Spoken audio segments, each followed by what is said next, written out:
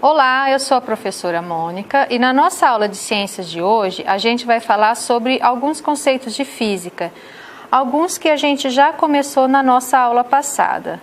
Na aula passada nós estudamos as ondas, que a onda é um tipo de energia que se movimenta. Falamos do seu formato, que ela pode ser mecânica ou eletromagnética, e também da sua forma de propagação.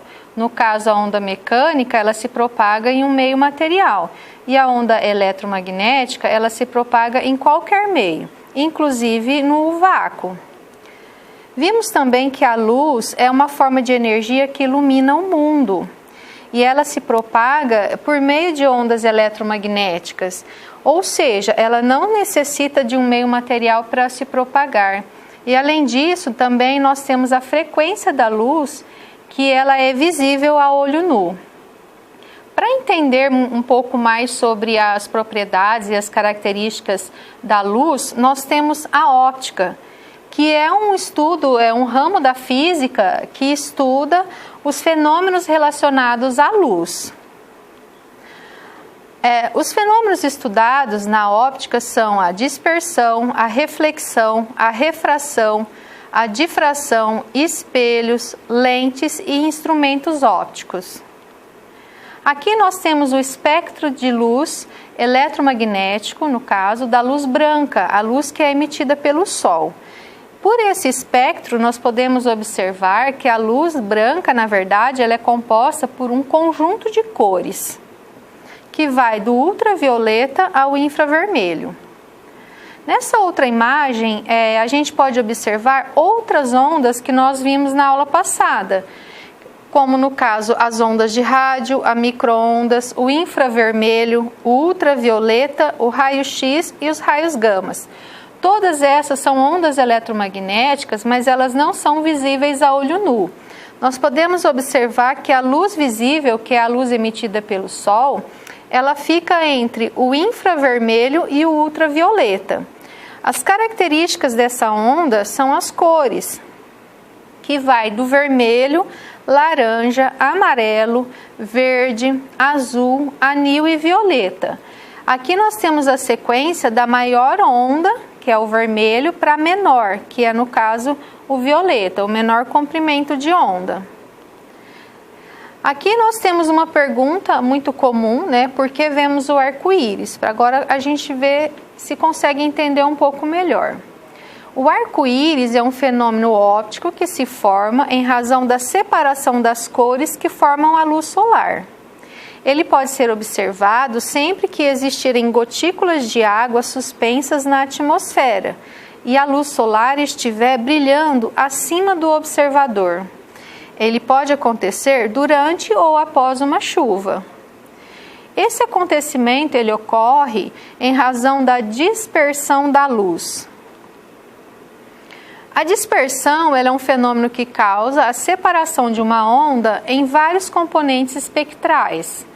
Então, a luz do Sol é uma onda de luz branca formada por várias cores, e quando essa luz incide sobre uma gota de água, os raios luminosos penetram nela e são refratados, sofrendo assim uma dispersão.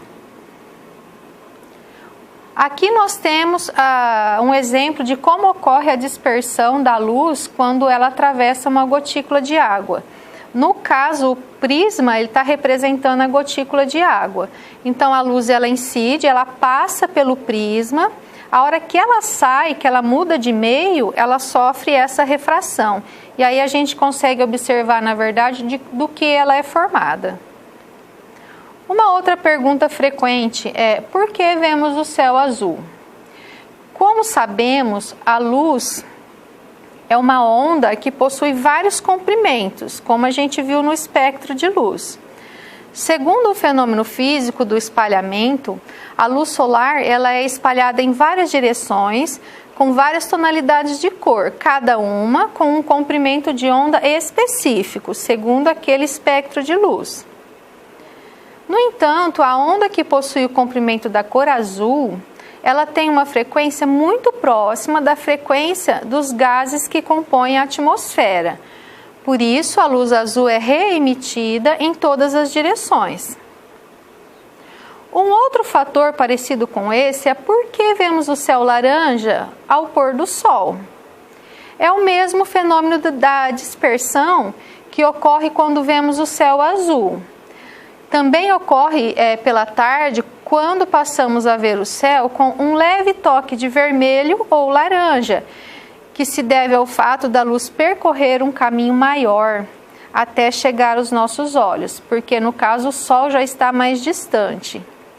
A frequência da luz vermelha ela é maior e entra em ressonância com as partículas de frequências próximas a ela, que no caso são as partículas de poeira e de fumaça que estão dispersas no ar.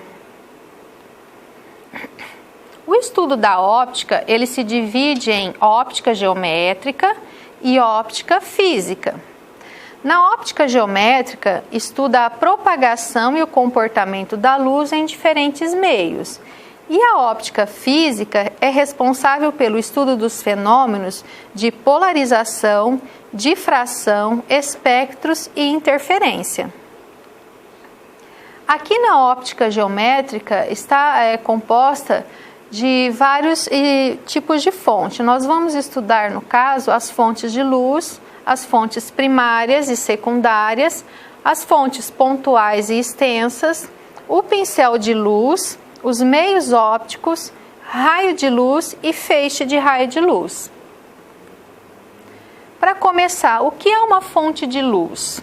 Então, a fonte de luz é qualquer corpo que emite luz e ela pode ser primária ou secundária. Numa fonte de luz primária, são as fontes que emitem luz própria. Como exemplo, a gente tem o sol, a chama de uma vela e as estrelas. Já na fonte de luz secundária, são as fontes que refletem a luz que nelas incidem. No caso, a gente tem a lua, uma pessoa, um carro, uma casa, qualquer tipo de objeto que é visto. Observe essa imagem.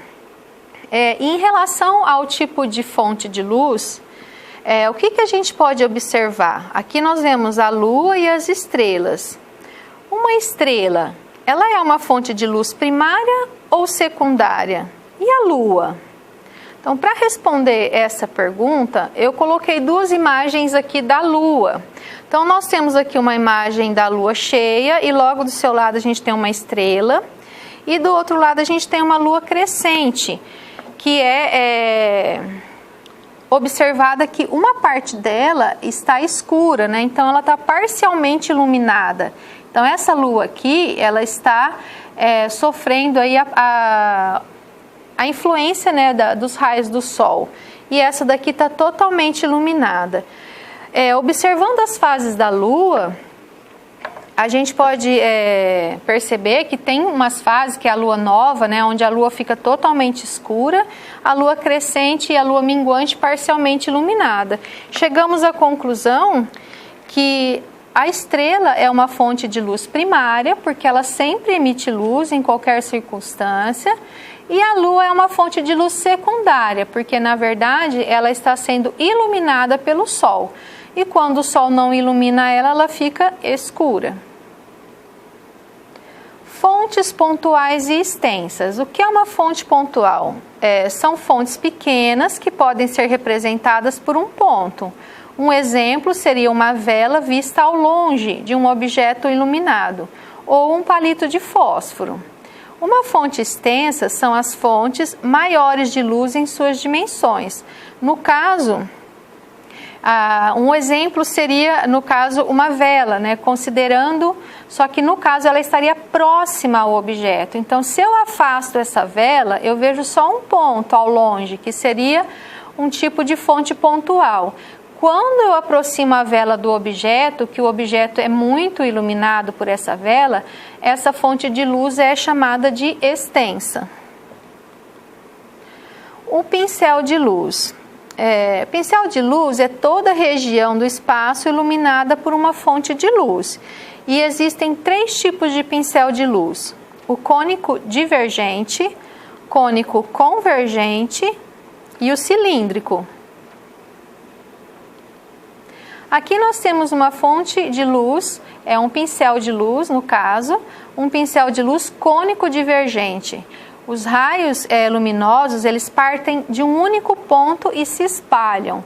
Aqui nós temos a imagem de um farol, que é exatamente assim. E ele pode ser representado por retas, né, uma semi-reta, mostrando a sua direção, o sentido. Então, a luz ela parte desse ponto e as setas indicam para aquele sentido, se espalhando em várias direções. Já o pincel de luz cônico convergente, os raios luminosos concentram-se em um único ponto. Aqui nós temos um exemplo de uma lente de aumento. A única maneira da gente obter esse tipo de raio cônico convergente é através do uso de lentes.